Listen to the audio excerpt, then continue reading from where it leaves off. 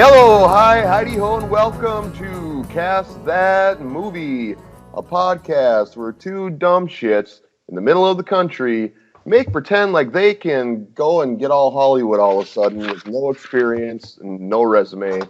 But basically what happens here, for those unfamiliar, is we pick a failed cinematic project from the past, we re-envision and recast it, and then we have so much fun doing that, we keep rolling, and we pick an original project of a film we would like to see made, and we cast that as well. We also play games, and in fact, this episode, we have a new game that we have not played before, so that should be fun. Joining me, my name, I should say, is Joad McDougal. I have a habit of not always introducing myself, I've learned.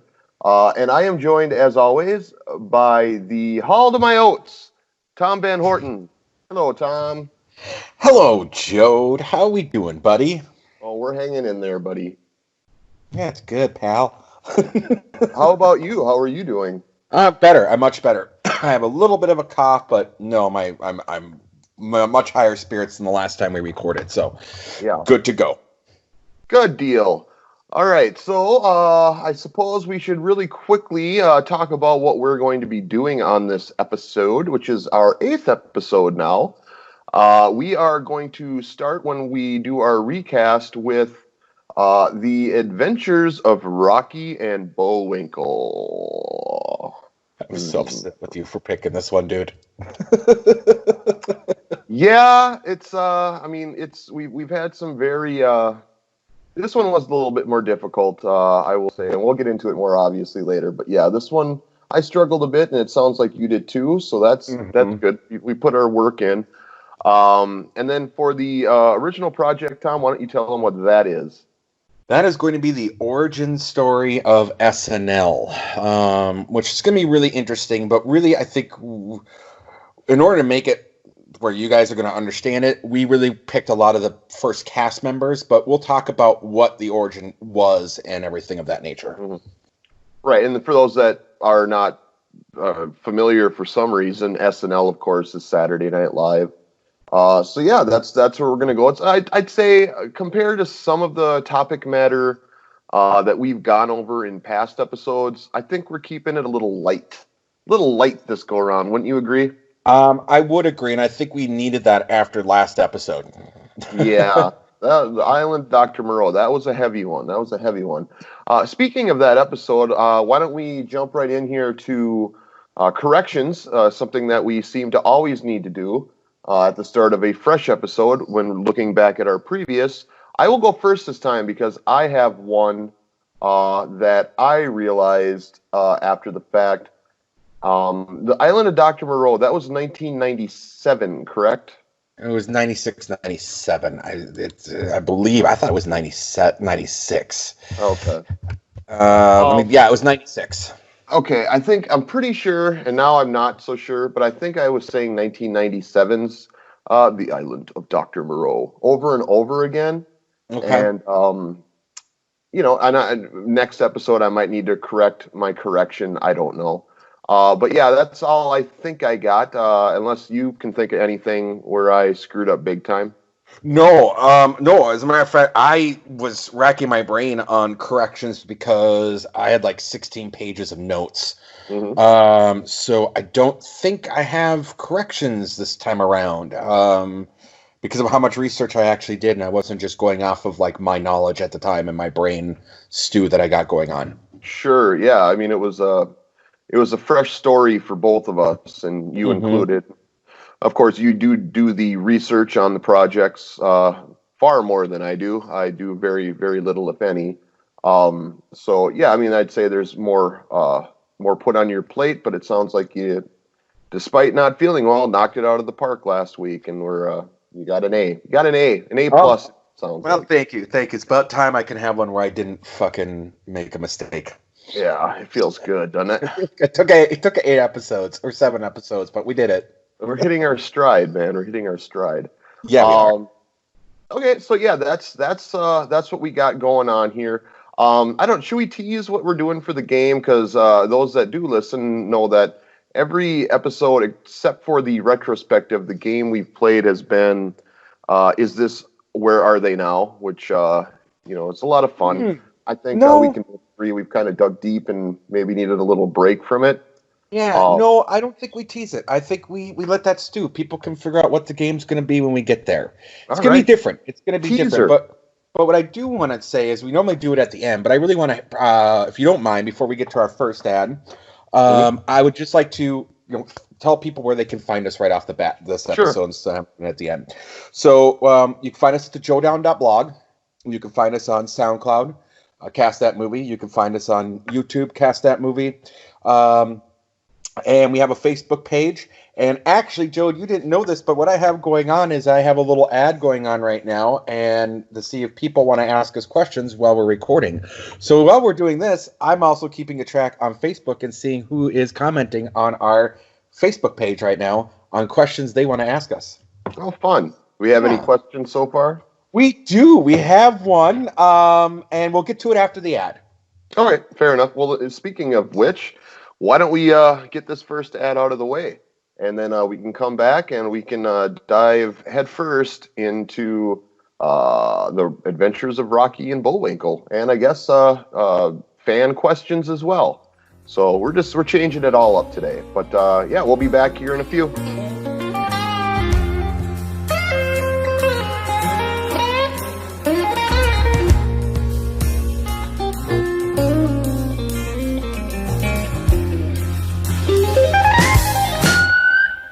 With all this time stuck inside, now is the perfect time to join the Fan Scholastic Documentary Club and receive brain-building documentaries on DVD delivered straight to your home. For only $27.95 a month, you will receive this month's newest addition to the FSDC collection, Making It Count, The Humble and Brief Journey of the Noble Fruit Fly, as well as a bonus DVD of our most popular title to date, Sheep on Sheepin' On, The History of Austrian Shepherding. Homeschooling your kids got you feeling overwhelmed? Supplement your FSDC Club membership with the Kiddo Package for an additional $22.95 a month. Then, let this month's title, Bacteria Bob Sets Up Camp on a Puppy's Tongue, do the teaching for you. Join now, and we'll also send you an exclusive Ladybug keychain that is no longer available in stores or on Amazon. The Fan Scholastic Documentary Club, because everything is worth knowing once. Love, it lasts in the world so sweet and so it's name on each breath that leaves my lungs. I recall every virtue embraced in a... Hey, welcome back, everybody, to Cast That Movie, episode 8. Lucky number 8, as I like to say. All right, Tom, before the break, you were teasing a new segment, I guess we would have to call it, where you are receiving questions in real time from fans on our Facebook page, and I honestly didn't expect to get any at all, and you got one already. That's pretty cool. That is pretty cool. I do. This comes from one of our big fan favorites, who listens to every one of our shows. Of course, call out his name here. This is Joe Fremming, who also does the Twin Peaks podcast with me, asking, which cast member of Airwolf will I cast this time? And, this particular route, I can give you, we try not to duplicate. So we've already done Ernest Borgnine. Mm-hmm. We've already done Jan Michael Vincent. However, there is a gentleman by the name of Alec Post who I've not casted yet. He will not be in this one, but do not be surprised you don't see him in the next couple episodes. Okay. And we do duplicate at time, and we just try not to get carried away with the same actor and over. But we've had a couple where we've used the same actor twice. I don't know if we've ever chosen the same one ourselves or if we've just chosen one the other has chosen.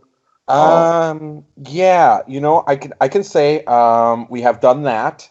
Mm-hmm. We have also tried to, I believe I have, tried to bring back people that we did not take in a role and bring them back and say, okay, they didn't work in that role. What about this one? Because I do like those actors, and I think you've done that as well.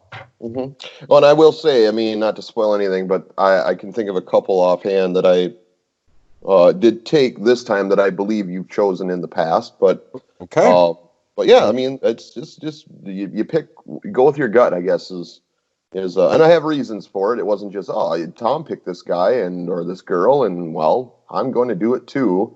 No context given. I mean, there's reason for it, so I'll defend doing it, but it's certainly not something we encourage per se. No. You're right. No, absolutely not. No. So let's jump in. We actually, for the first time, have casting news to talk about that piggybacks on the previous episode's casting news. So a bit of a sequel to last episode's casting news. Tom, I'm going to let you introduce it. Oh, God. All right. So we talked about it, and it's the Tiger King.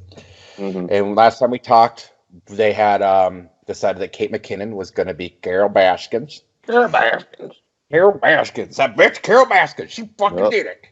And we were riffing on who we thought we would like to see be the Tiger King.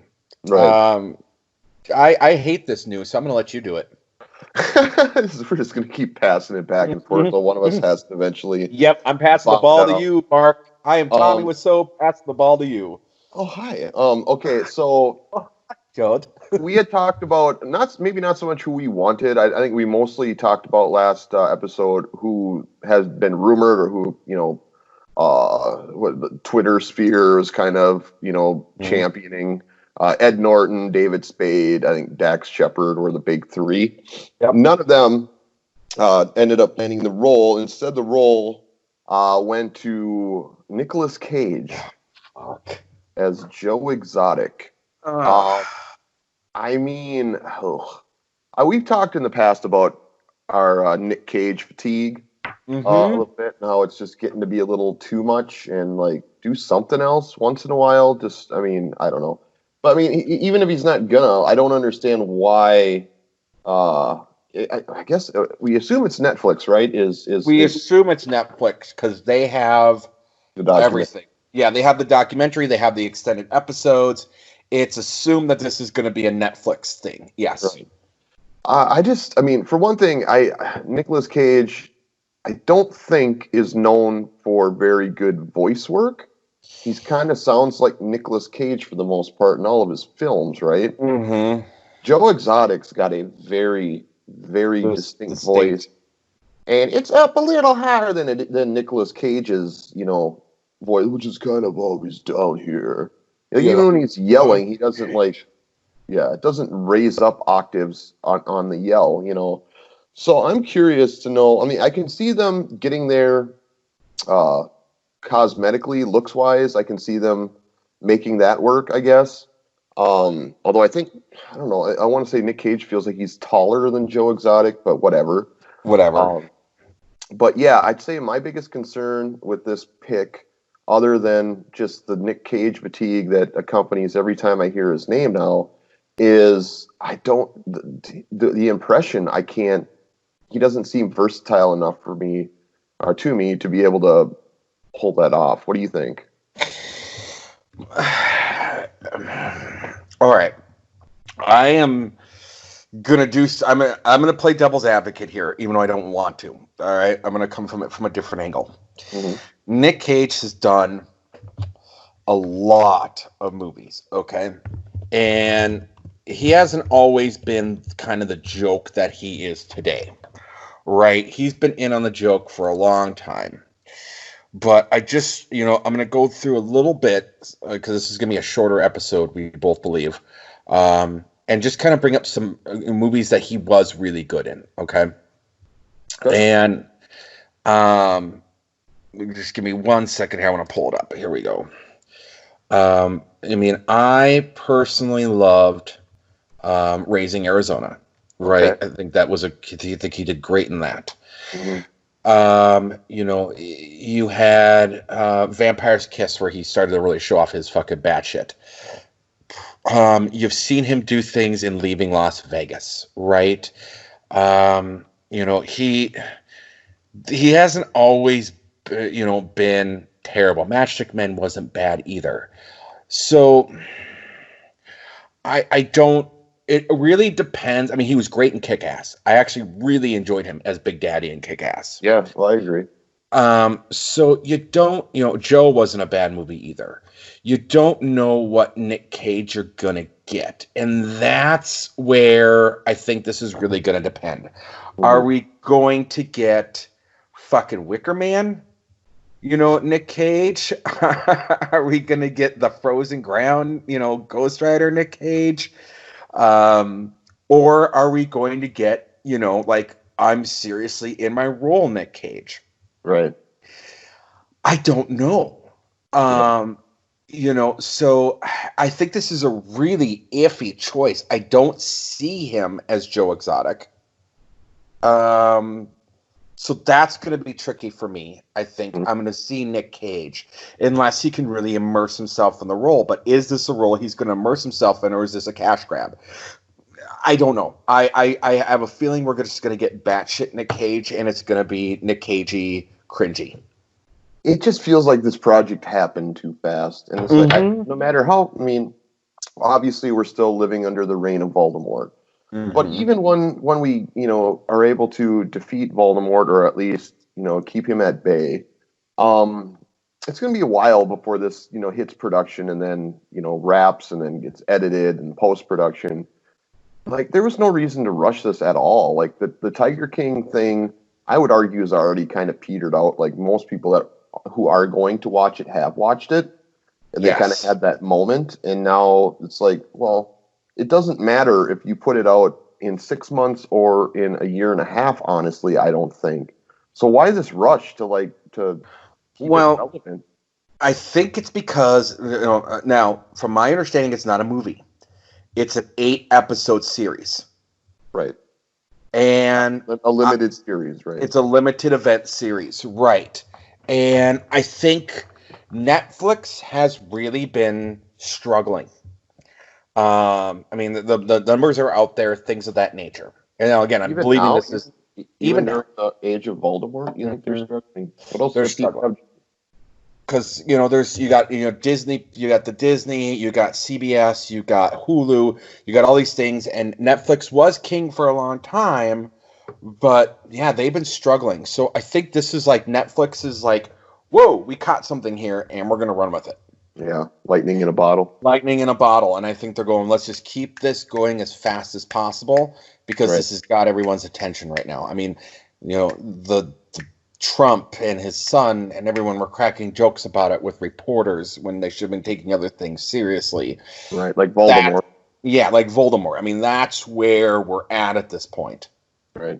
Okay, well, that's enough about that then, I guess. I think both of us have our expectations. I'm going to say mine are low. It sounds like yours are not high either. No.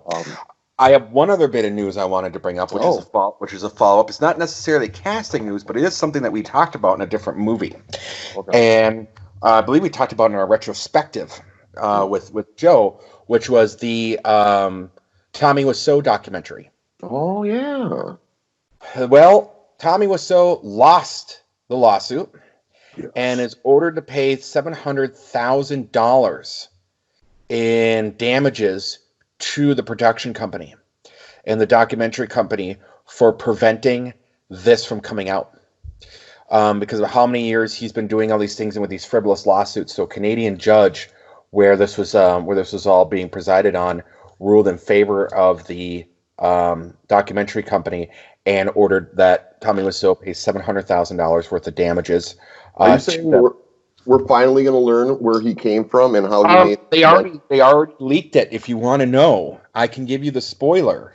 Or I can tell you a word that it rhymes with if you want to know that and play that game. Okay, give me the word it rhymes with. Poland. You say Poland? I said Smoland. It rhymes with Smoland. Oh, you see, he's Polish. He is Polish. Oh, really? He is from the land of Poland. Okay, and how did he make his wealth? That I don't know. I just know I don't know much about it. That's all going to come out in the documentary. All right. That's So something to look forward to. that is something to look forward to. We need to see that. Maybe if Voldemort's still going on, setting this aside, folks, Joad and I are friends in real life. Mm-hmm. And we do have a group of friends that we meet together with on Saturdays. If that comes out early enough, while Voldemort's still going around, that should be a viewing party we have. Yeah, I would be behind that. Yeah. Definitely. All right, should we get moving on? That's all I got. Let's do it. Let's jump then into our recast project of the week. And as I stated earlier, the film is The Adventures of Rocky and Bullwinkle. And what year was this? It was 2000? 2000. Okay, 2000. Mm-hmm. Sounds about right. Mm-hmm. Now, before you kind of give your rundown on it, I'm going to kind of do my thing, because I remember seeing this when it came out around that time. I would say when it hit DVD or whatever. We watched this in a film studies class, of all things, and I remember watching it and thinking, this isn't bad. This isn't as terrible as I would have expected it to be. I mean, some of the jokes actually landed. There's a lot of fourth walls broken, a lot of irreverence like that. I didn't think it was a bad movie. However, it did bomb badly. It was panned pretty badly by critics and audiences alike. But why don't you flesh out a little bit the more sordid details? Okay, well, I'm going to do a little backup here, just kind of explaining Rocky and Bullwinkle was a cartoon in 1965. Mm-hmm. Went to the... Did you ever watch it? I did. Actually, I watched a lot of the reruns as a kid. Mm-hmm. My mother was a huge fan of it when she was a child, and so I watched that. And I did too. Yeah, I did too. I remember it used to be on like a double or header or whatever you call it, like back to back with Dudley Do-Right, which I liked more. Mm-hmm. But yeah, no, I watched it and laughed at it back in the days. So yeah, I had that childlike. It wasn't one of my go-to shows. It wasn't Saved by the Bell, right? but it was on my radar in my youth for sure. Yeah, but Rocky and Bullwinkle, Danger Mouse, and Scooby-Doo were all on my radar, and Voltron. Mm-hmm. I loved a lot of that stuff. So, so there's a bit of a story there, but I'm not going to get it. I'll just tell it briefly. So much like Batman and Robin or Batman, there's some background of whether or not Jay Ward, who had created Rocky and Bullwinkle, was crediting people for their work towards it. And there's a documentary and a story about that. But so really, it was Jay Ward and this other guy, Bill Scott, that came up with Rocky and Bullwinkle. But Jay Ward has the majority stockholder on it. And he passed away in 1989. And his daughter, Tiffany, got the rights to everything. Tiffany. And in 1991, she signed a licensing deal between Jay Ward Productions and Universal to start getting these movies out. Now, there was a unknown or a very little known movie called Boris and Natasha in 1992 that went straight to Showtime, which starred Sally Kellerman and Dave Thomas. Dave Thomas, thank you. Yeah. And that was supposed to go to the theaters, wasn't going to do anything, and so they sat on this deal for a little while. And then in 1999, they decided, okay, we got this franchise, we created this licensing deal, let's start using it. So they did Dudley Do-Right with Brendan Fraser, and that only had a $9.9 million gross. Right. And then they're like, okay, that didn't do well, and they decided let's just go straight for Rocky and Bullwinkle. People will know. So it was a $76 million deal, and it was co-financed by Capella International, which received its capital from a German tax shelter fund, Casey Medlin. So a lot of what we're finding out is a lot of these movies that fail make bad decisions on this. Right. So between Universal and Capella, they plan to do a long series of co-financing partnerships. However, because of the two movies that came about, which were The Adventures of Rocky and Bullwinkle and the Stallone disaster, I See You, also known as Detox, which was so bad that Universal refused to release it and sold it to Blockbuster. So that fucked the deal. So The Adventures of Rocky and Bullwinkle really, was part of Universal's plan to bring back all these old television shows from into the 90s. They tried with Flipper, Sergeant Bilko, Leave It to Beaver, McHale's Navy, and Rocky and Bullwinkle. This was part of what their whole thing that they wanted to do, was bring back nostalgia in the 90s, and no one was having it at that time. So that didn't help. But what also didn't help was they released it on June 30th of 2000. And it was sandwiched between The Patriot and one other movie, The Perfect Storm, and Chicken Run. It didn't have a chance when it came out. And it was written by playwright Kenneth Lonergan, who would later that same year get an Oscar nod for You Can Count on Me. But everyone involved agrees that this was a cash grab, that the script wasn't very good. Who was fearless leader was one Robert De Niro, and we'll get into. He was one of the producers for the movie.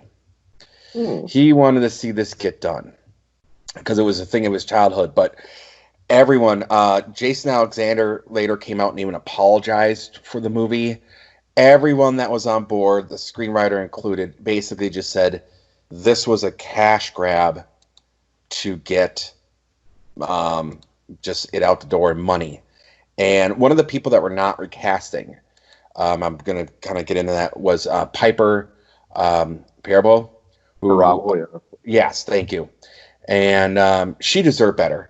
But yeah, we're not recasting her, but I wouldn't have that character in my version. Is why I would agree with you, but I think she was the only one, honestly, that was in it, like, to be in it, because she was really trying to get her career going, and everyone else was like, "This is just money."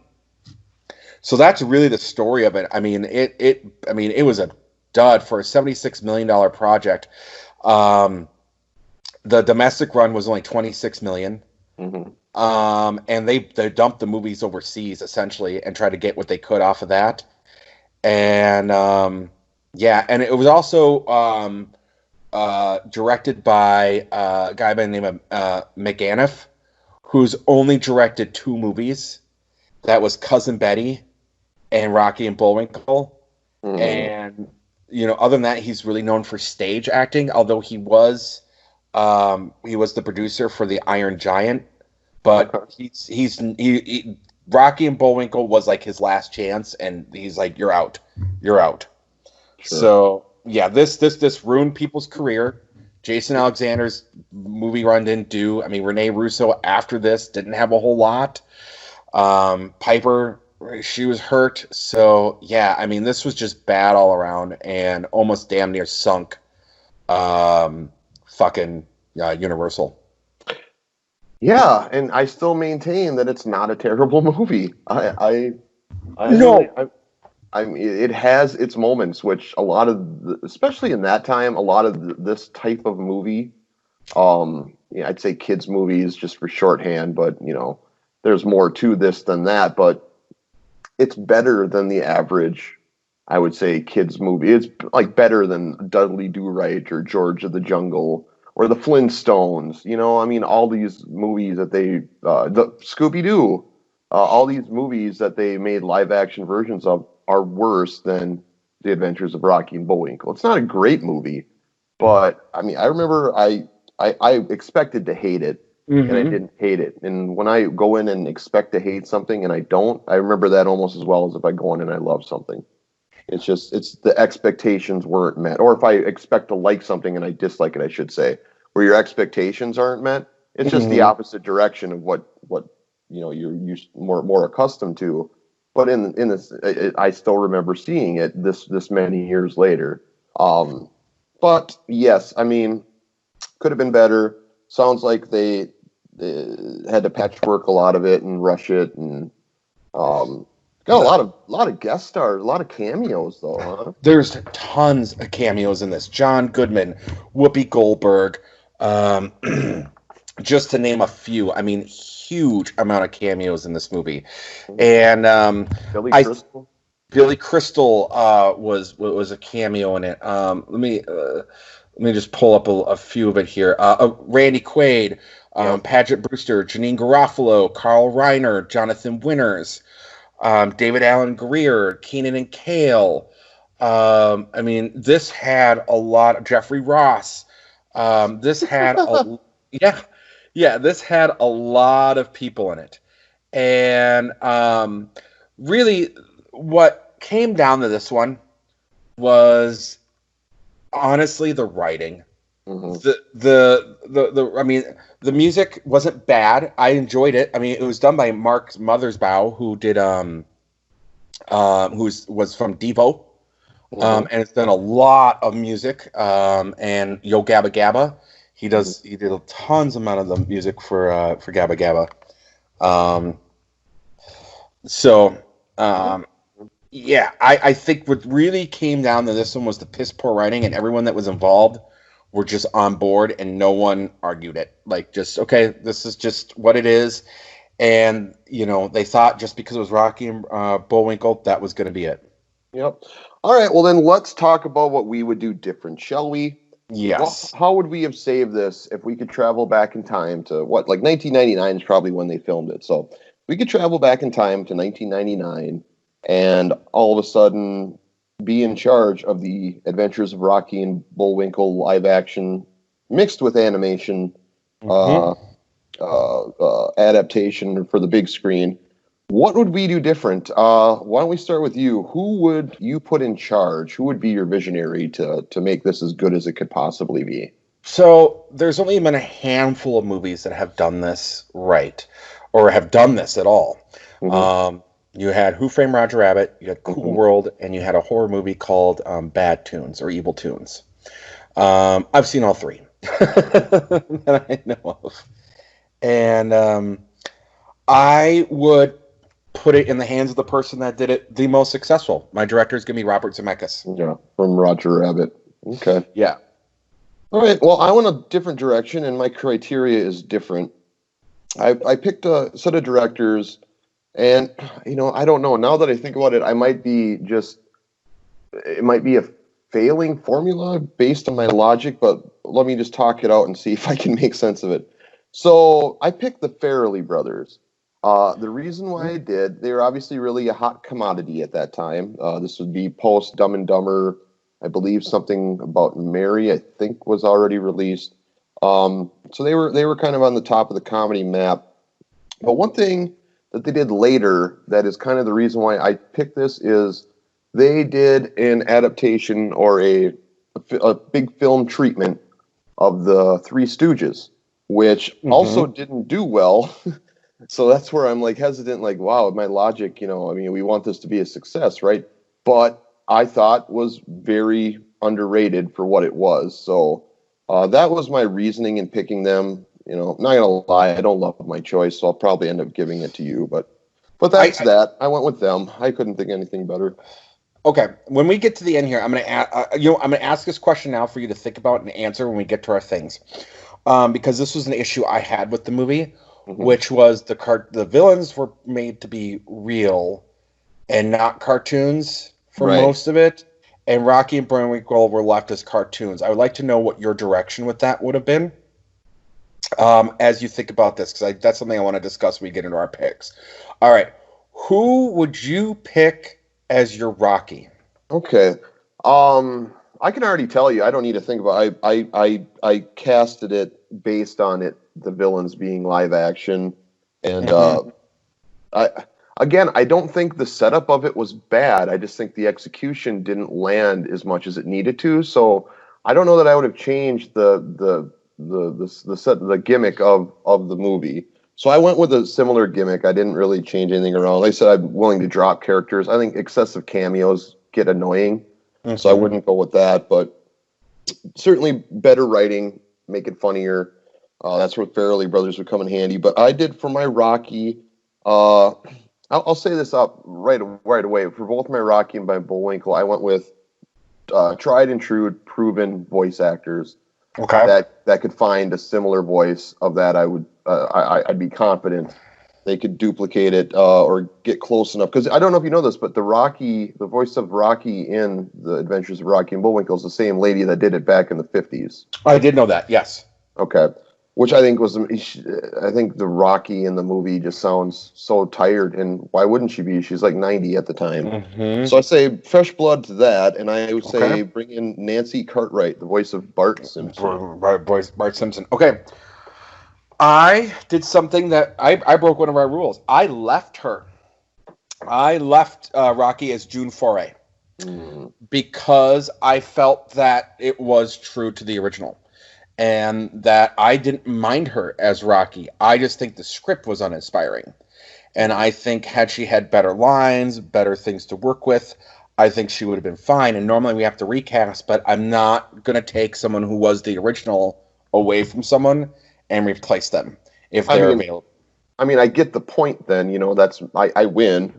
Yes, absolutely. I respect you. Absolutely. That wasn't a throwaway. That was just me sticking to what I believe needs to be done. I knew I was going to lose that one right away because it goes against the rules, but I didn't feel like that Rocky needed to be replaced. So who's doing Bullwinkle next to her? So the guy that did Bullwinkle is no longer around. I picked another tried and true voice actor for this one. Okay. And I picked Frank Welker, and if you don't know who Frank Welker is, he does the voice of Fred Jones, and it kind of has that bassier tone to him, and has been doing voice work for Cartoon Network, Hanna-Barbera, everybody. I mean, he is, you know him even though you don't know him. Mm-hmm. I will just run through real quick some of the characters that he has done. He did several of the Decepticons. He did Megatron, Soundwave, Skywarp, Mix. He did. He's just a tremendous voice actor. He was Stripe in Gremlins. He was the Mogwai. He's done screams. He's done things for, sound effects in movies. You wouldn't know this. He was the monkey sounds in Raiders of the Lost Ark in the 70s. I think he was the Graboids in Tremors. What? Yeah. Fred Welker was the Graboids in Tremor. The sounds that the Graboids make, that was him. Wow. Yeah. So yeah, you just think he could find himself to an adequate Bullwinkle just based on his wide. Yes. I have a correction. I'm sorry. He was Scooby-Doo, not Fred Jones. He was Scooby-Doo. Oh. He does the voice of Scooby. Okay. And I think he could translate that to Bullwinkle very well. So I went with a voice actor that I already said that what it was going to be when I gave my Rocky pick.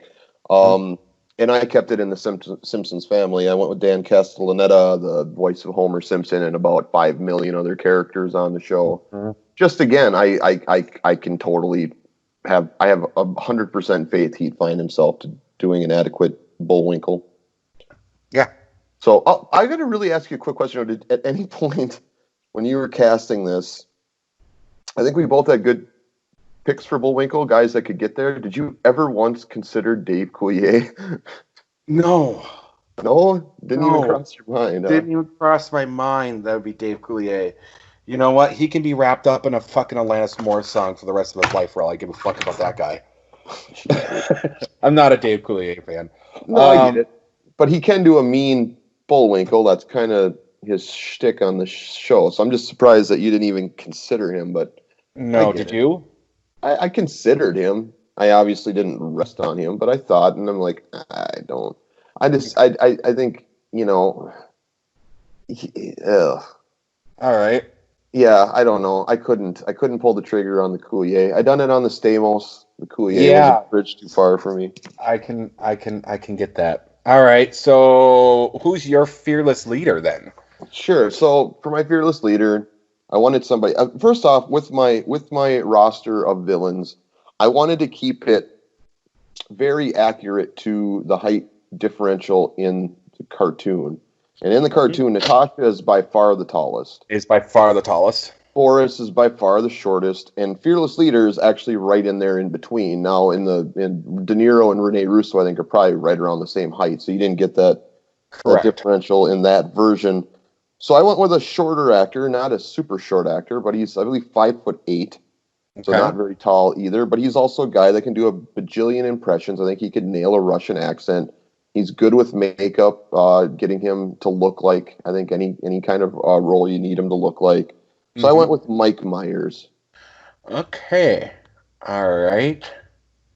Okay. I can see that. Okay.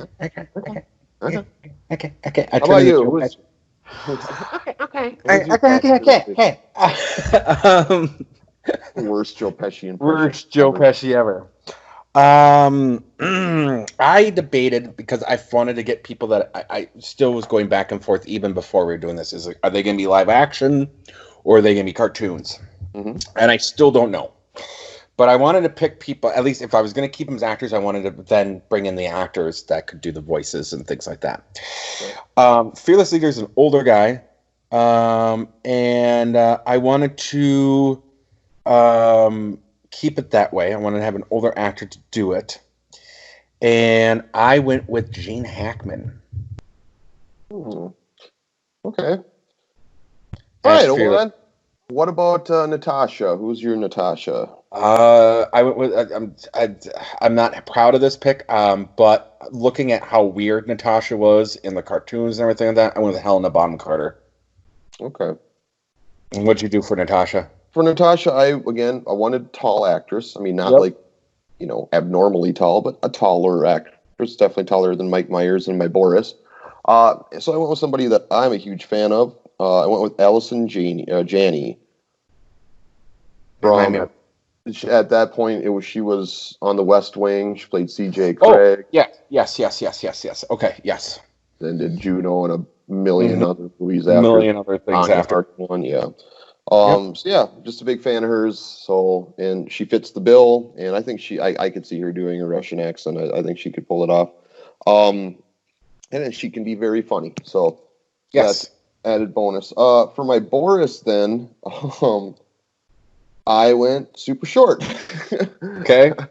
I went with Danny DeVito, which is one of the picks that you picked previously. Danny DeVito. Okay. I went more portly. Okay. And someone that I think can do really good with accents, and I went with Jack Black. Okay, Jack Black, 2000. Yeah, Jack Black, 2000. He was, I think at that point, he was still, I think he did Neverending Story 3, where he played the Nasty. I was going to say High Fidelity would be right around that time, too. Yeah, High Fidelity around that time. Let me see what else he was doing in 2000. In 2000, he was doing... Well, they had the Tenacious D TV show, right? Yep, they were doing Tenacious D. He did High Fidelity in 2000, and then he was just doing Saving Silverman as JD. Sure. Okay. All right, let's talk about our picks, huh? Yes. So, director, I think I've already conceded I'm going to give you director. You had George Zemeckis. I had the Farrelly brothers. Right, Robert Zemeckis. Oh, what did I say? George Zemeckis? You said George Zemeckis. I'm not sure who that is, but he could do it too. He could do a worse job. Maybe he's like the untalented brother the talented brother that like Robert stole all his ideas. Stole all his ideas from the repressed gaslit brother. Yeah. Poor George. I'm feeling so bad for this makeup Zemeckis brother that we just created on the spot out of whole cloth. He's the Clint of the Zemeckis brother. Oh, George, we love you. All right, so yeah, I'm giving you Robert Zemeckis on that one. So there's not really any reason to discuss that. Nope. And I gave you Rocky. No reason to discuss. Right. So then Bullwinkle now. This is a little more interesting. So we got two tried and true talented voice actors that, I mean, I just, based on the resume of your guy, and you certainly know the resume of my guy, I think they'd both be good picks. I think either of them could do it. So I think that's a draw. I think that's a draw. I think we both were fishing from the same well there. I can't say one of ours is better than the other. So, Fearless Leader though. So, yeah, this one, Mike Myers for me. Yep. And Gene Hackman for me. You think Gene Hackman can do a Russian accent? I do. I think Gene Hackman's very talented. My concern with Mike Myers would be the only thing I could think of in terms of ever seeing him like in a uniform and doing things like that, and when he did that terrible British accent in Inglourious Bastards. Oh, I love that. I thought that was brilliant. I thought that was a terrible cameo. Now that's me. That's me. Sure. But I don't think Gene Hackman would ever do Rocky and Bullwinkle. I don't know. This was right around Welcome to Mooseport, right? Oh God, this was right around Welcome to Mooseport, wasn't it? Yeah. That the moose subgenre. Maybe he would have, and maybe that's why subconsciously I thought of Gene Hackman. Was because of it. I could have done Brian Dennehy like Joe wanted us to do for Frankenheimer, but no, I think that. I mean, you could put the hard part's going to be the makeup job. Making Mike Myers in 2000 look like an old Russian Nazi. It made him look, in Austin Powers, it made him look like that old Swedish guy, right? They did. So, all right, I'll give it to you because I think Mike Myers would do it over Gene Hackman. I think Gene Hackman would have walked on the project. Yeah. Natasha, then, I had Allison Janney. You had Allison Janney. You had Allison Janney. Helena Carter. I'm not a fan of mine, but Natasha is a weird character, and has always been weird. She's always been kind of the oddball of the group, and that's why I thought Helena could play a much more villainous, evil, character. That's why I chose her. Sure. Yeah, I'm keeping mine. That's fine. But I'll give you yours. Boris, Danny DeVito. For me, you had Jack Black. Yeah, I don't care. I'll give you Jack Black on that one.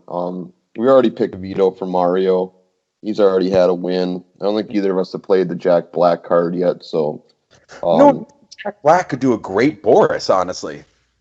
Yeah, I don't doubt it. I mean, I'm maybe less bullish on his ability to do accents than you are. But I don't think it doesn't. I don't know. I think he'd be fine. He'd be fine in it. I don't know. To give you an idea, though, he's done voice acting. Like I said, I don't know how I'd go back and forth on mine, but I mean, he did Zeke in Ice Age. He did one of the Spider-Mans. He did it Lenny in Shark Tale. So I think there is some ability there to really work with the voice. He's done. There's some there. There's some there is what I'm saying. Yeah. All right. Well, I think that does it for Rocky and Bullwinkle, The Adventures of Rocky and Bullwinkle. And I think you won that one. Yeah, I think so. Maybe by a hair, whatever. I don't know. It's not like a crowning, achievement for me to win The Adventures of Rocky and Bullwinkle, but no, and whatever. Real quick, I think before we move on, I just want to say, we talked about it wasn't a bad movie, right? Mm-hmm. And the writing was bad, and I think the real problem was that who was the audience? Yeah, no doubt. Yeah, because Rocky and Bullwinkle were not. I mean, they had a little bit of a resurgence with Dave Coulier, maybe, to where like the Full House fandom might have been like, oh, sure, is Dave Coulier doing the voice of Bullwinkle? Then I'll see it for sure. I don't know. But I mean, aside from that, there wasn't really a big clamoring, I don't think, for Rocky and Bullwinkle. No. And for those of you that are unfamiliar with the original, it really was a parody and making fun of. Now, now there was a lot of things to it, right? It was how Rocky Bullwinkle was broken down was really, really innovative for a cartoon because they'd have kind of the story of Rocky Bullwinkle. Then they cut to something like Dudley Do-Right or Fractured Fairy Tales or Aesop's Fables. And then, kind of they had all these little things, and it was a parody of what was going on with basically the Cold War. It was all about the Cold War. So Dudley Do-Right was actually part of the Rocky and Bullwinkle and Friends then, huh? So I mean, I didn't actually see them back to back. Probably, I just saw a Dudley Do-Right bit in the middle of Rocky and Bullwinkle. You saw Dudley Do-Right in the middle of it. Yeah, it was Rocky Bullwinkle. It was Bullwinkle, Rocky Bullwinkle and Friends. Yeah. Okay, that makes sense. And so the thing with it was that you have this, in 2000, you have now a bunch of kids that don't know what the Cold War is, don't know what it was. And, I just think that I feel like that could have been more along the lines of Cool World and geared more towards adults that would have gotten it. I think it was prematurely meta. I think it was too meta too early. Like meta humor wasn't what it is now. No, so I think that's part of what worked against it. So, okay. Anyway, so that's done. Okay, sorry, I just wanted to get that out of the way. Rocky and Bullwinkle. All right, well, let's go to a break, and then we have I teased it earlier, a brand new game that we have never played before that we are going to unveil on the other side of this advertisement.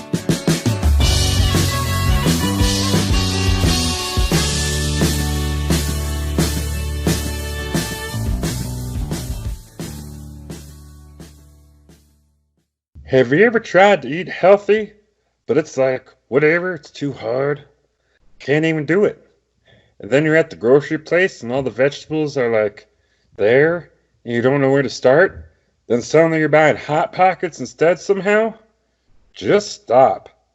Let us here at Gorson Foods do the thinking for you by sending you a bag of random, healthy food items in the mail each week. Cilantro? Where do I even find cilantro among the wall of green plants at the store? No one knows. It's like literally a jungle in there. Gorson Foods will find it for you and have it delivered to your doorstep. Want to try kale, but you have no idea if it's a fruit or vegetable or whatever we've decided avocados are? Gorson's Food will solve that mystery. Sign up today to receive Gorson's Food bag of healthy stuff delivered weekly and begin to see a world beyond Totino's pizza rolls.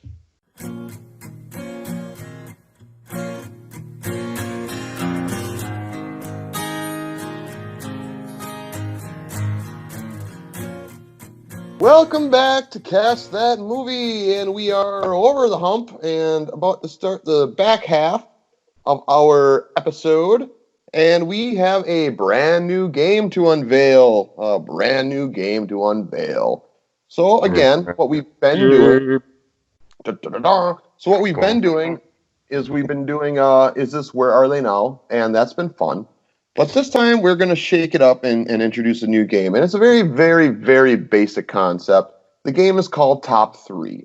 And all we do is we each give our top 3 picks, having not shared them ahead of time, for any particular category that we designate for this for the given episode. And this first round, in this first episode using this game, is going to be top 3 celebrity male man crushes, I guess.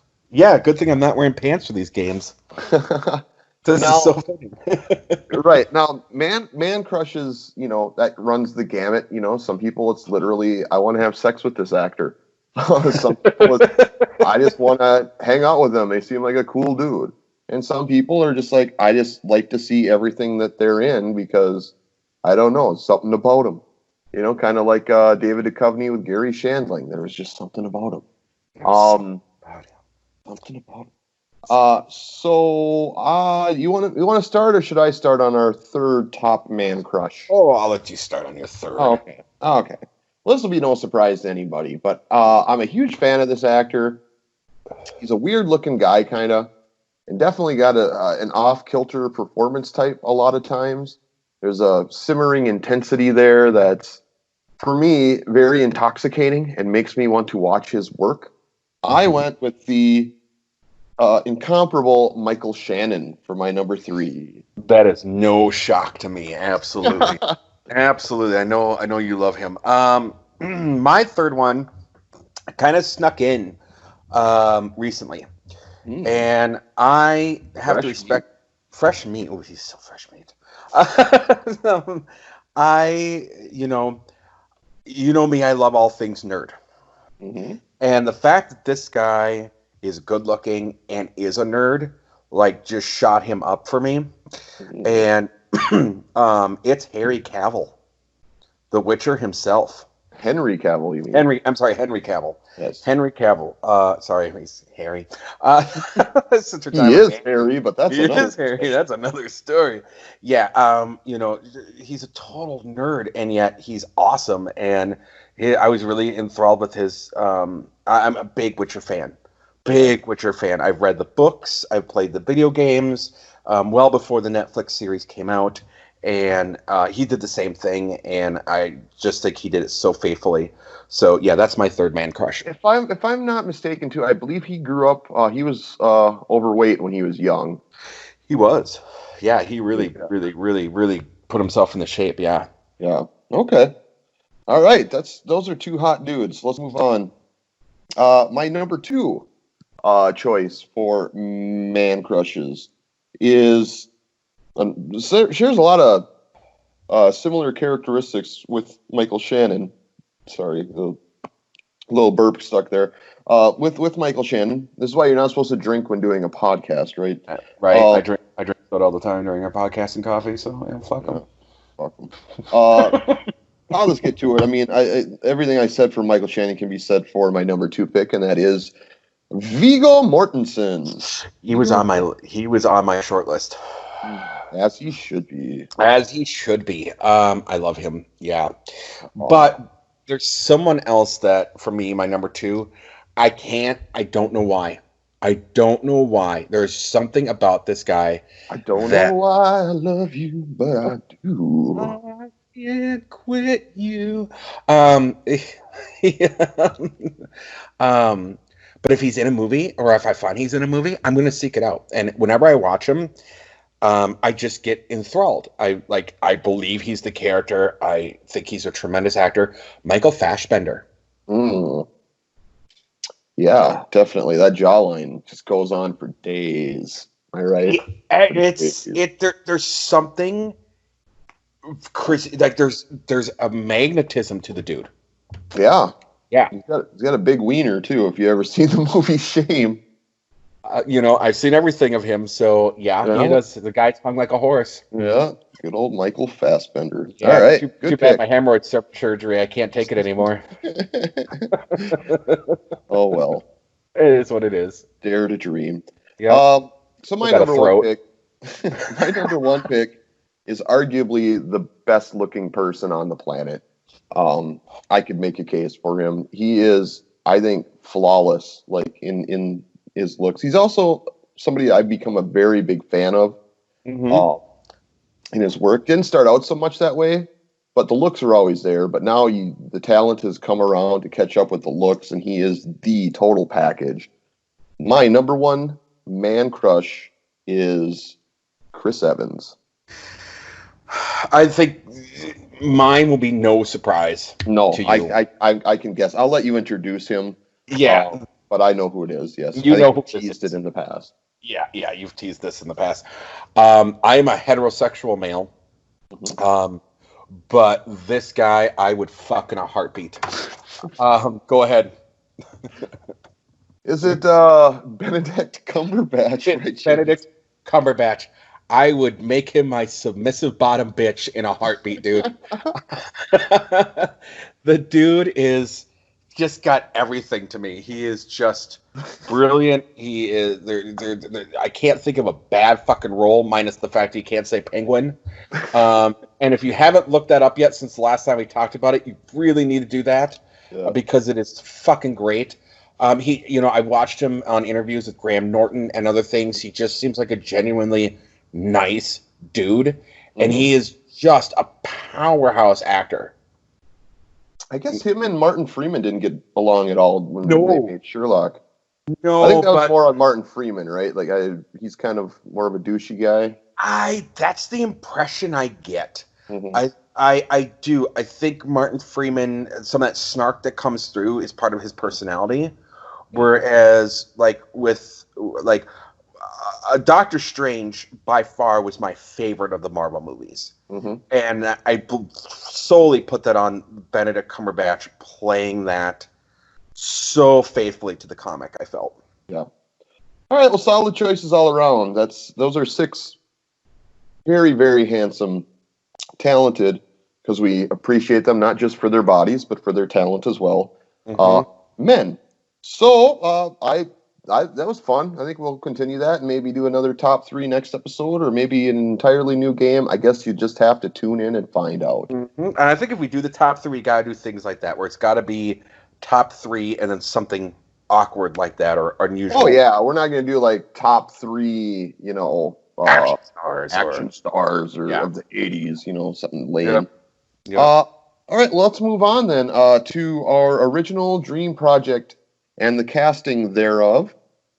So as you teased earlier, we are casting a movie based around the true story, the genesis of the late night comedy sketch show Saturday Night Live. Before we talk about it, though, what is your favorite era of Saturday Night Live? Everybody's got theirs. What's yours? God, that's a tough one. It is tough, right? It is really tough because I've been watching Saturday Night Live. I mean, I've only been around, but I've watched all the old episodes and everything like that. They had their awkward period in the 80s there, and right after, like season 4, season 5 was really awkward as well. Yeah, Robert Downey Jr. was on Saturday Night Live. Most people don't know that for like one Robert season. Downey Jr. and Anthony Michael Hall were on at the same time. Right, and Billy Crystal. And Billy Crystal was on there. God, that's tough. You want me to go first? Yeah, I want you to go first. Okay, so the era, I mean, I'm tempted to say the one that I was most impressionable was certainly the Chris Farley, David Spade, Adam Sandler, Phil Hartman era of the show. In addition to, Chris Rock, and I, for some reason, can only think of men right now that were on during that era. Rob Schneider, that's another guy. But was it really? It wasn't really. But I don't know. I think the humor that connected with me most was probably the Bill Hader, Fred Armisen, Kristen Wiig, that cast, that group. Like I'm the biggest fan of those individuals. What they did then. Some of the sketches they came up with, Stefan was just amazing. Oh, it was amazing. Stefan is, written by John Mulaney, by the way. Absolutely. Yes, and the story there was John Mulaney would change the jokes to purposely make him crack up. Which is why he cracked up all the time. It was just reading them for the first time. So yeah, that would be, I think, and it's close. I'm a big fan, obviously, of like the Will Ferrell, Sherry O'Terry, that era too. But yeah, that'd be my answer. What about you? So, I am actually not a fan of like the super early stuff. Like the first season was very differently run, and we'll get into that. I wasn't a huge fan of that. It wasn't until about season 3 that I think it was really, really good, where you had like John Belushi, things of that nature. But the humor changes over time, right? And what made people laugh in the 60s and the 70s is not what's going to make people laugh in the 80s, and what was in the 80s is typically not going to make people laugh. But I love kind of that again. That sentence, ever again. Because 80s humor is like, it stopped and it did not age. No, it didn't age well at all. That said, I do like the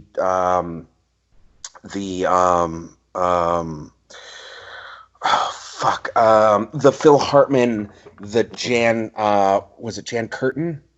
Jane Curtin? No, Jan Hooks. Jan Hooks, okay. Jan Hooks. It was the Phil Hartman, Jan Hooks, the Kevin Nealon, the Mike Myers. I love that because that's when I started. Dana Carvey, I really started to kind of see that. The Tim Meadows was coming in at that time.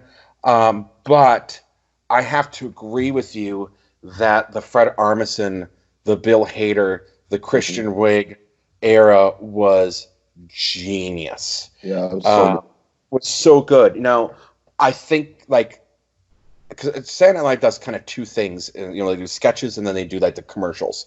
And those commercials that they did like back with Phil Hartman and Jan Hooks and Kevin Nealon are fucking spot on even today, I think. Some of that stuff is still really funny.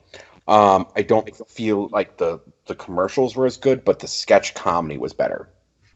And I think, if I'm not mistaken, I think that's around the time when Tina Fey joined the writing staff.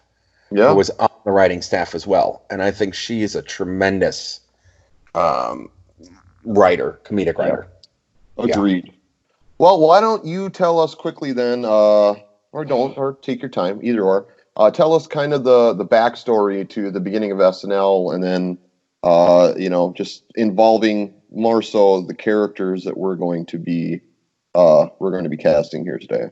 Yeah. So what?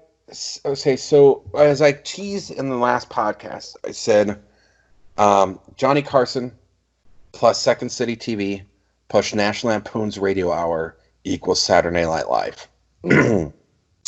So from 1965 until 1975, NBC ran the best of Carson reruns on The Tonight Show, airing them either on Saturday or Sunday night with local affiliates. It was known as the Saturday-Sunday Tonight Show starring Johnny Carson.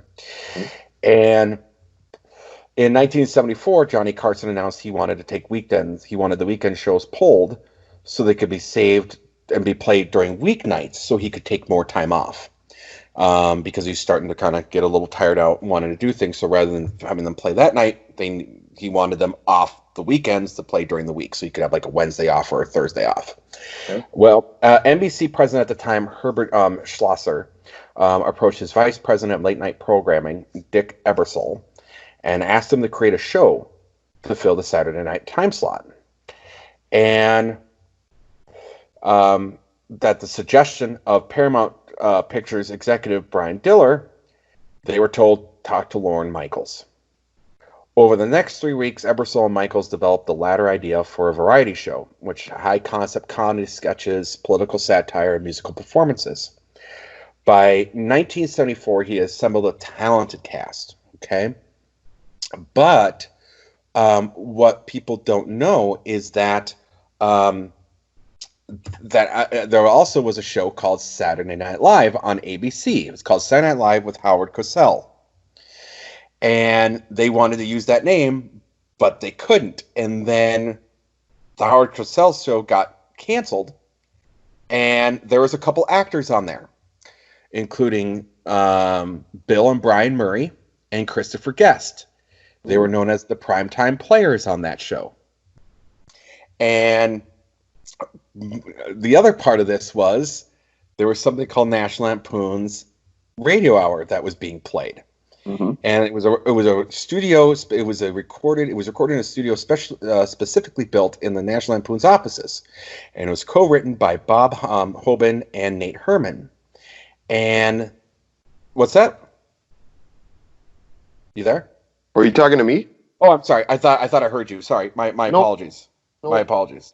And so it was only broadcasted nationally on about 600 different radio stations, and people were free to pick it up whenever they wanted to. But there were a lot of people that, including Michael O'Donoghue, was a head writer, was one of the writers for it. So when that went under, they brought in a bunch of the writers, and the people that were involved in SCTV and National Lampoon's included John Belushi, Chevy Chase, Bill Murray, Gilda Radner, Harold Ramis. Other writers were Richard Belzer, Christopher Guest. And they took in these early shows some of the sketches that had been done on the Howard Cosell Saturday Night Live and what were done on the radio hours and created actual live sketches for them. And then when they took the primetime players, and Lorne Michaels decided to make a dig by taking the Saturday Night Live name and by dubbing the cast the Not Quite Ready for Primetime Players. And that's how you got the first season and the start of Saturday Night Live. It really was from Lorne Michaels went to all these things at just the same time were starting to either pick up or fold and grabbed all these talented people and went, this is what we need. And that's what created SNL. Wow, so it was like a thrift shop kind of like. It was a thrift shop. Okay, so yeah, and then so the parts we're going to be casting here are all names that are known. We didn't do any of the like lesser known writers or whatever. We had Chevy Chase, Gilda Radner, Dan Aykroyd, Jim Belushi. John. No, not Jim. John. Oh yeah, sorry, not Jim. Nobody wants Jim. And then Lorne Michaels, of course. So first off, then, of course, is the director visionary that we have in charge of putting it all together. I think I went first last time, or did you? I cannot recall. Doesn't matter. Do you want to go first, or do you want me to go first? I will go first. Okay. So I picked a director that has experience with comedy for sure. Even, got a sitcom background, then went on to do a lot of features that were highly acclaimed, especially one in particular. He's also done documentaries, so he's kind of able to thread all those different layers of genres that you might touch upon here to really get a good biopic put together. I picked the director of Borat, Larry Charles. Very nice. Very nice. Very nice. Very nice. But also a director on Seinfeld and also director of Religulous with Bill Maher, documentary. So he's got quite the resume. I think he could helm this and do a bang-up job. Right. Well, I picked someone who is good at mockumentaries. Nice. And someone that was involved in SNL and is a very accomplished director. From some of my favorite movies of all time, and would know what was going on and would have some insight. I picked Christopher Guest. Yeah, that's a good pick. Shit. Okay. All right. Yeah. Fine. Moving on. Who did you cast as your Chevy Chase? So this is a rehash, and you can knock me a point on that one. But Chevy Chase was a smarmy fuck, and was very hated. And he actually left in the middle of the first season and pissed everybody off. And actually, when he came back to host during the third season, got his ass knocked out by Bill Murray by treating people like shit. Nice. But at the time, he was a comedic genius, and his ego just sucked up into his own asshole. And I think there's someone that could do that very well and portray that. Ryan Reynolds. Okay. Yeah, I went with somebody that's actually an alum of Saturday Night Live. Okay. And was also somebody we didn't mention, but was a key ingredient to the era that both you and I were big fans of. For Chevy Chase, I'm casting somebody you've casted before, Andy Samberg. Ooh, yeah, I could see him doing that as well. Okay. All right. Who's your Gilda, sir? Gilda Radner. Okay, so a bit of an obscure choice, so you may not know her. There's one role I can think of that you might, although it's not a very good representation of her talent. I went with an actress named Ari Grayner.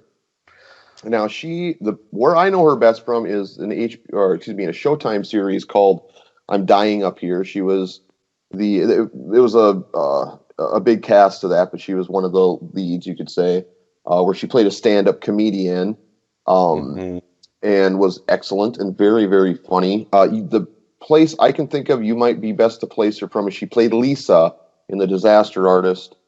Okay, yes. In the Room, yeah.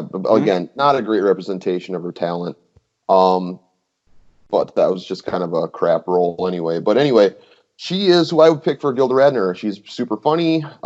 She's got crazy hair that all you'd have to do is dye it brown, and I think you'd be pretty close to there. Okay, I went with an obscure choice as well. Okay. Someone that I think looks the part, and that's kind of really important for Gilda. Gilda was a very unique-looking woman. And for those who don't know, she was the love of Gene Wilder's life. I went with Nina Arianda, who was in Midnight at Paris. She was she was in 30 Rock. She was Molly Graham in Hannibal. She's currently in Goliath as Patty. I think she could really do it. Oh, Patty. Patty. Oh, I know her. Yeah, no, she's funny. Yeah, she's funny. She's funny. She's really funny, and she's got that Gilda look. Mm-hmm. Mm-hmm. Okay. She's also blonde, though. Would also need to dye her hair. You need to dye her hair, but it's not like making it red. You can do a black. Yeah. She was really good on Billions, too, if you've ever Yes. That's her latest role is Billions. Yep. Okay, fair enough. Let's move on to Dan Aykroyd, then. Who do you got cast for Dan Aykroyd? This one would need some makeup. But when I look at the face of who this person is and kind of the demeanor, I had to go with it, but he needs some makeup to look younger. Sean Astin. Frodo himself, or Samwise Gamgee. Right. There's a similarity there between the two, and I know it's not a great pick, but go ahead. Who's your Dan Aykroyd? I wouldn't say mine's great either. I did go with somebody age appropriate. It's also a little more on the obscure side. His name is Rich Sommer. He's from Minnesota, I should start with. Not that that's worth any bonus points, but maybe it is. Because that's yeah, that guy. Yeah, that guy. From Mad Men. From Mad Men, yeah. Part on Glow. He's had bit parts on a bajillion. He was in the Wet Hot American Summer TV. Yes, he was. He was Graham. That guy. So I went with that guy. Yep, I can totally see that. Okay. All right, so now John Belushi. Very important. Me, the big one. Yeah. Now this was to me the big one, the cast. Yeah, and this was a hard one. I ended up going with a familiar face and just trusting he could find it. I would say there are some similarities in their looks, and there are others that we would need to, do a bang up makeup job to get him there. But I don't think it would require that much. I went with Jonah Hill. Ooh, okay. I went with someone that I think could get the energy. Mm-hmm. John Belushi was like, for those of you that are unfamiliar, maybe, you look at the energy that, what's his name, passed away, Chris Farley. Yep. Farley. Chris Farley mimicked himself after him.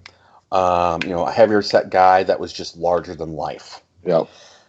And I went with a guy that I think looks like, not necessarily maybe heavy, but looks like John Belushi, and I think would have the energy to play John Belushi, Charlie Day. Oh, from It's Always Sunny in Philadelphia. It's Always Sunny in Philadelphia. Yeah. He's been in movies. He's done movies.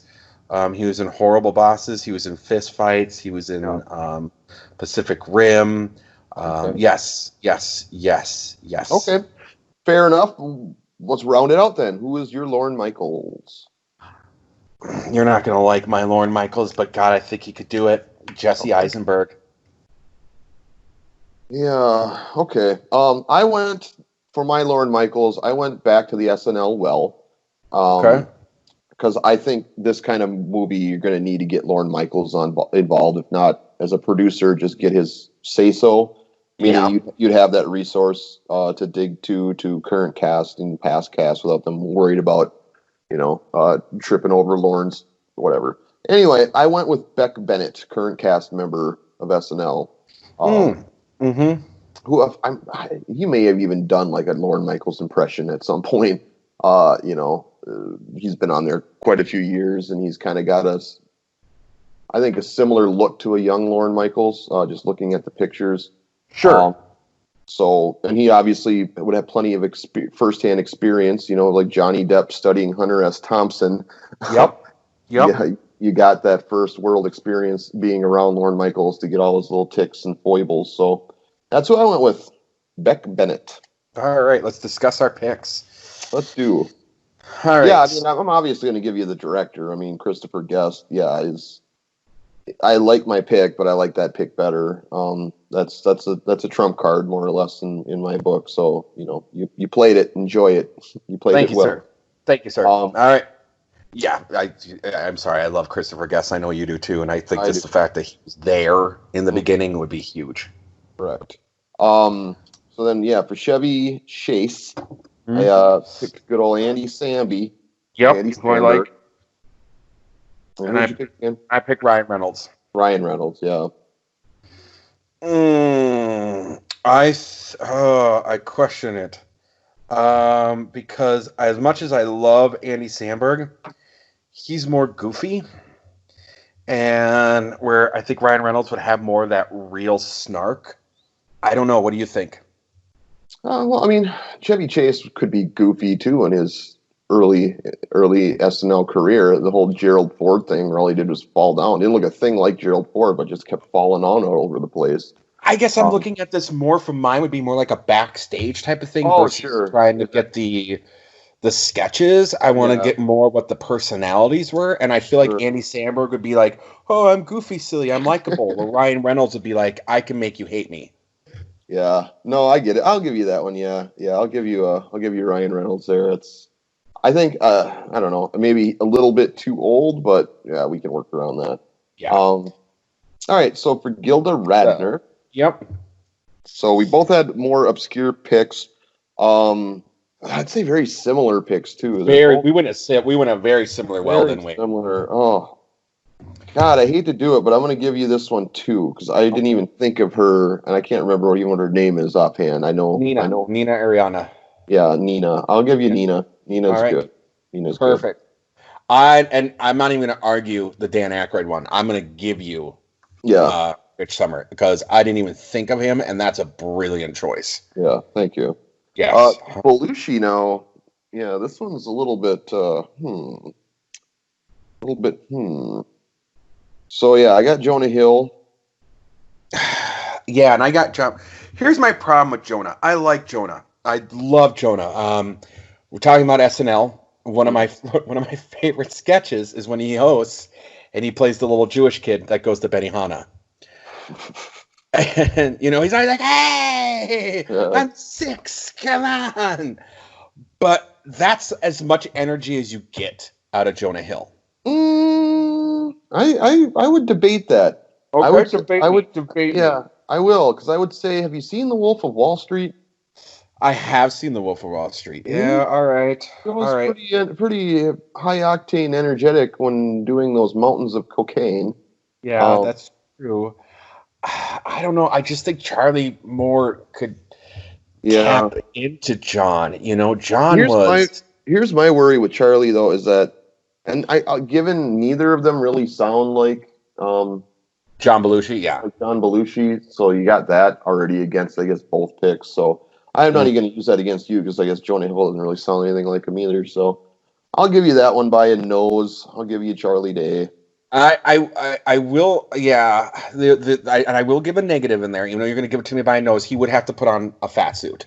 Mm. He would have to put on. His castmate put on pounds for the TV show. He can. That's true. He could do the same thing. And I think he would. I think I see in like the comedy and like the style of him. I do see someone that maybe looked at Belushi and took some of that from him. You know what? And if you want to get taken seriously and get your first Oscar nomination, you gotta push yourself. You do. Yeah, you do. Lauren Michaels, I mean, you're taking it. Yeah, you want it. Yeah. I mean, I love Jesse Eisenberg, but yeah, okay. Yeah, and I mean, Lauren was, he's way different now than what he was then. Right. Lauren's become kind of a company man. He still pushes buttons and things like that, but looking into this bioweapon and everyone that he was kind of hanging around with, this was like the cutting edge satire group that really wanted to push the envelope on a lot of things. Well, it makes you wonder though. Like he got fired and then they brought him back. Like how much did that change him as far as how how far outside the box or whatever he was ready to go. You know, I mean, losing your job of a show that was your baby. Mm-hmm. Yeah, and it went downhill after he left. It went downhill way downhill. Right, and which is why they brought him back. But still, that might be a little traumatic. Yeah, and I think the one thing you mentioned that I would say, I don't know, would we want? I mean, you mentioned you'd want Lorne Michaels' blessing on this one. I don't know, because I think there's a lot of shit that went on behind the scenes. Just kind of like glossing over. I mean, I dug into this, and this is the most I could find. And I think there was some shenanigans going on in how they grabbed some of these people and how they got some of these people. I mean, Michael Donahue was involved in was involved in both the Howard Cosell show, was involved in both and was involved in the National Lampoon's Radio Hour. Same thing with Murray. Same thing with so I think there's some things there, maybe some skeletons in the closet, and I would love to see kind of an unauthorized, like, this is what went down, because I think there was some, like, looking at this story, there's some things that don't exactly are cohesive enough that I went, this was amicable in some of the ways that these things were done. Sure. All right. Well, we're not going to get Beck Bennett in that case, but anyway, looks like you won that one. I took the first. I'm shocked. I thought you were going to win that one. I really did. I struggled. I mean, I'll admit, when they're that well known, and we've talked about it before. When you're casting people that are that well known, it's really tough, because you think you got somebody that you want, but then you think about it longer, and you're like, God, nobody would buy that person as that person.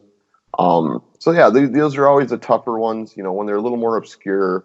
Even when it's Pink Floyd, everybody knows the band Pink Floyd. I'd say certainly a plurality, if not more, don't know what they look like, especially outside of Roger Waters. You know what I mean? So there was that challenge. Everybody knows what Jim Belushi looks like. Everybody knows what Dan Aykroyd looks like, except maybe Gen Z. And everybody knows, what Chevy Chase looks like, especially, with his Community and his career later on there. So yes. Okay, that was a tough one, but it's over with now. It's over now. It's all done. All right. Well, we are going to take our last break, and then we will come back and put the finish on this bitch. Biatch. All right. We'll be back in a second.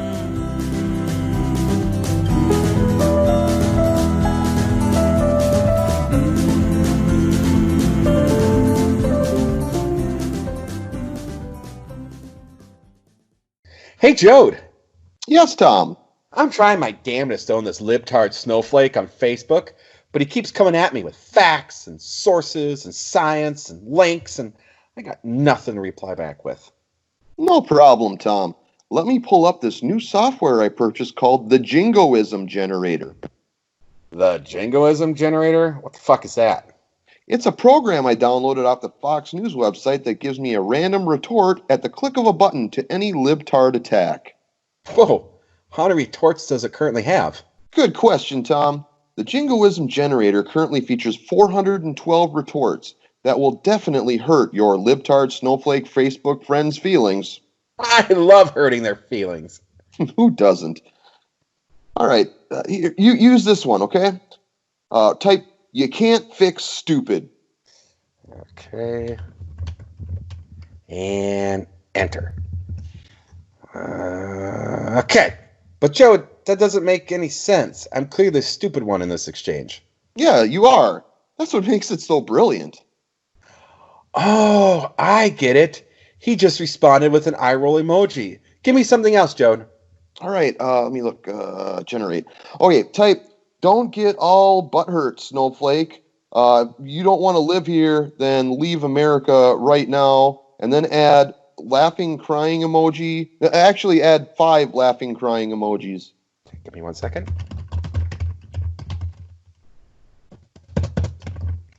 This software rocks. Yeah, the Jingoism Generator, available on all far-right websites today. Just in time for Father's Day.